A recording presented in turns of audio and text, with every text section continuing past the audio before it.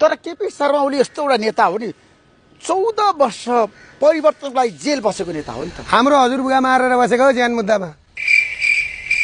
कस्तो खालको कुरा गर्नुहुन्छ? मेरो हजुरबुवा विष्णुप्रसाद विमलीलाई मारेर जेल बसेको कुरो बुझ्नुभयो? धर्मप्रसाद ढकाललाई ज्यान मारेर जेलमा बसेको उति झापा जिल्ला अदालतमा फाइल छ। तर कठोर जीवन हुने जेलमा बिताउनु कठोर त हुन्छ त ज्यान मारेर लाग्यो नि त्यहाँबाट चाहिँ। अनि ज्यान अर्काको ज्यान मारेपछि कठोर हुँदैन? कसरी कठोर तरिकाले मारेको थियो धर्मप्रसाद ढकाललाई? तँलाई थाहा छ 128 टुक्रा पारेको थियो। त्यो 128 टुक्रा पार्दाखेरि समथिङ यी बिर्दामठका लुइटेल मरे 2 वर्ष जति भयो। ती लुइटेलले मासु टिपेर बोरामा हालेको। ती मान्छेले अब त्यतिखेर पन्जा थिएन, हातले टिपेर हालेको। जीवनभरि चन्चाले भात खाएर मरे ती मान्छे। यही तरिकाले मिसन 84 भन्दैछन् नि हाम्रो रवि लामिछानेजी त भन्दै हुनुहुन्छ। रवि लामिछानेजीको भनाइ ठिकै हो किन ऊ त नयाँ हो नि त। तर केपी ओली पनि पो भन्न थाले त मिसन 84 भनेर।